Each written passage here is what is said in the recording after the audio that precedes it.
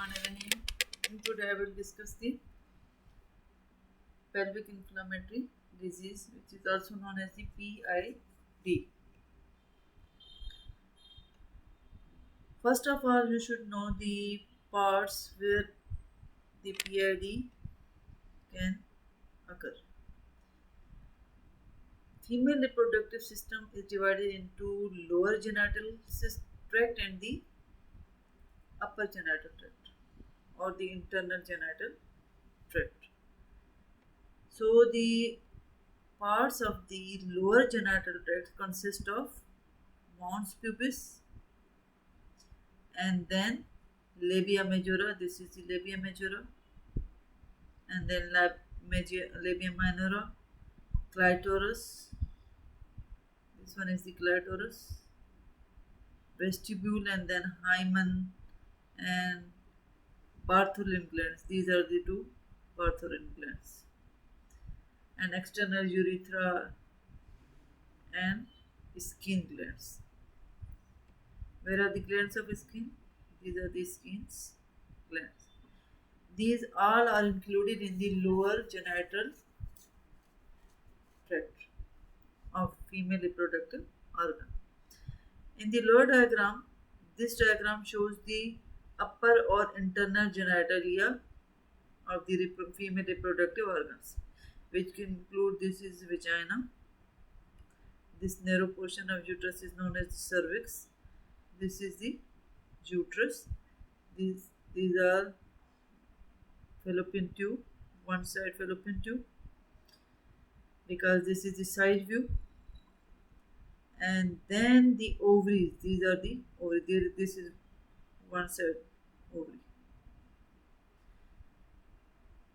And these are all internal, mean lower, which are external, and the upper, which are internal genitalia, are related with the PID. So after knowing the parts of the genital system of the female reproductive organs, you should know the uterus is lined by the mucosa. This is the mucosa. So in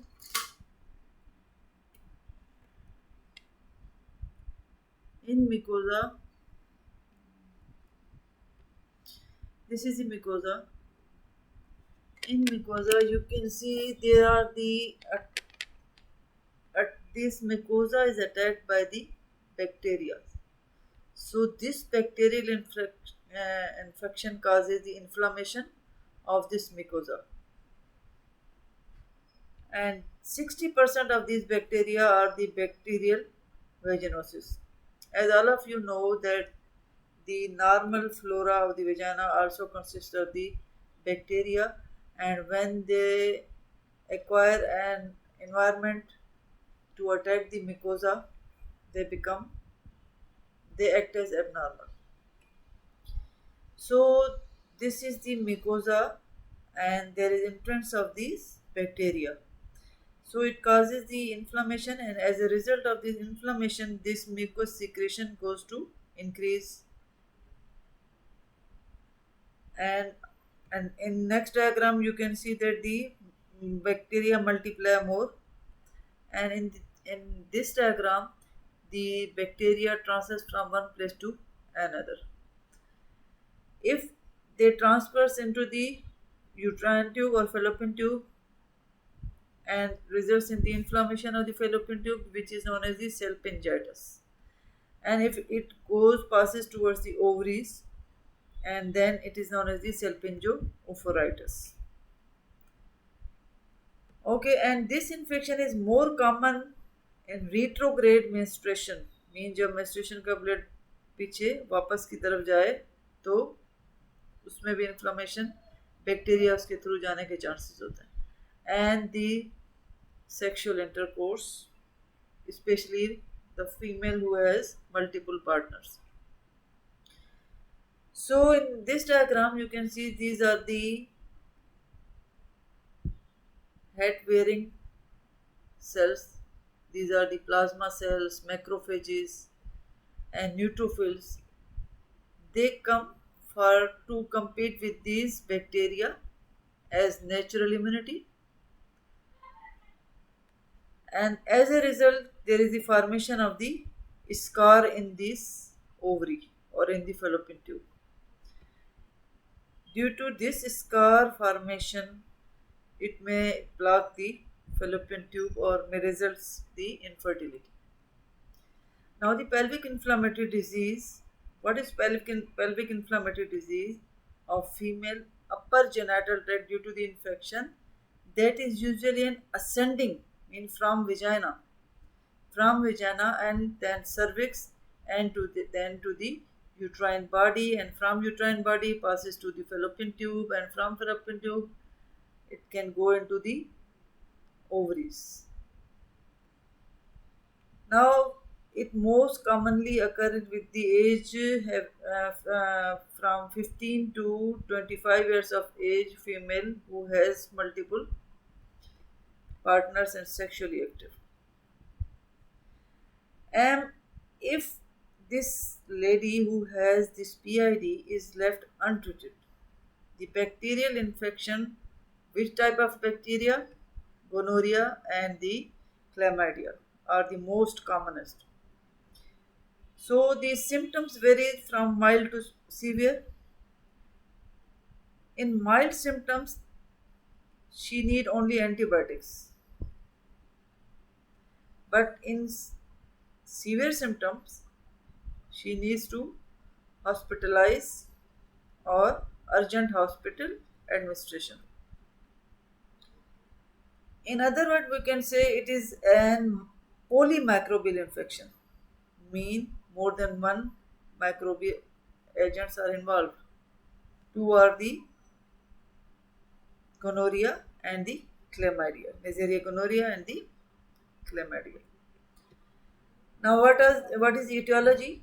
Etiology: sexually transmitted disease is the most common bacterial infection for pelvic inflammatory disease.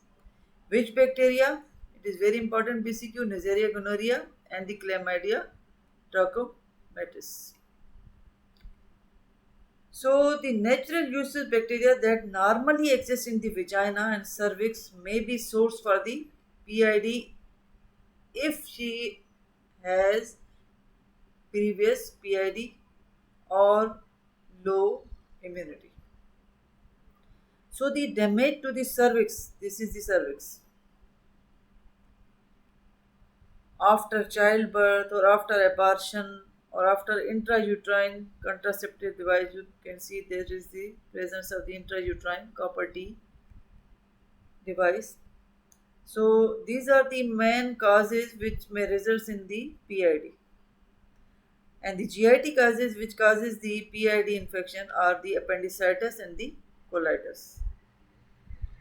Can spread through the lymphatic extension causing the perilymphangitis. So the infection from the GIT can spread and convert results in the PID infection by through the lymphatics. What is the clinical presentation? It depends on the severity. If mild, then the symptoms are changed. But the symptoms with chlamydia infections less severe than the Neisseria gonorrhea. It is very important basically. So the most of the patients are the silent PID having patients. But so the mild symptoms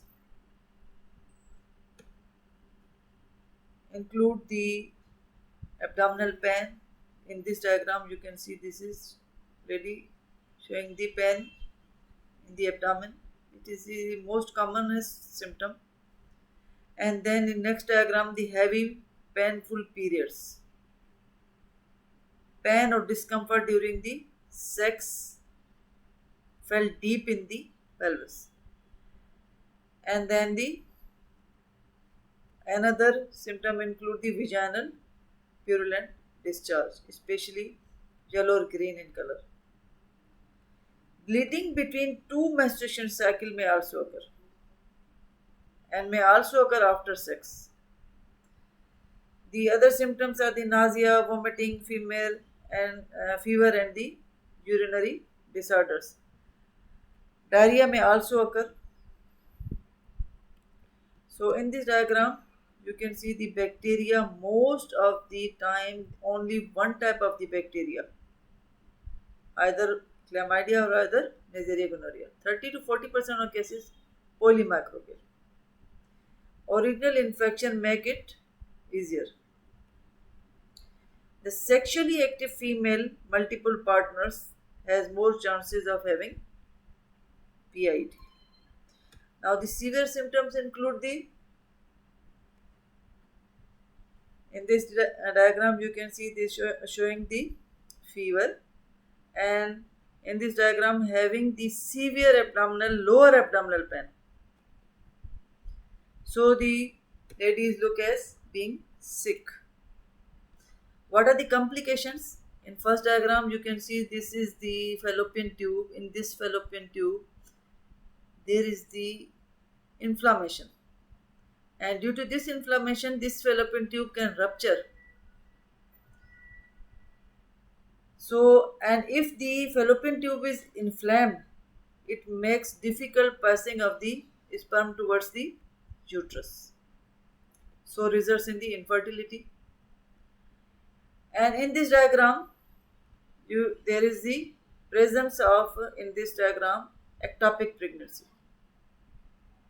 So the ectopic, when the fertilized egg grow outside the uterine cavity, and the fallopian tube is the most commonest site for the implantation. So it may result in the PID. The ladies who are suffering from the PID has 7% more chances having ectopic pregnancy. And infertility, why infertility occurs? Because repeated attacks of the PID increases the chance of the infertility because of the blockage or rupture of the fallopian tube. Now in this diagram, this showing the tubo-ovarian abscess. This is the ovaries and this is the fallopian tube. So this is normal side and this is abnormal. Tubo-ovarian abscess is a complication of the PID.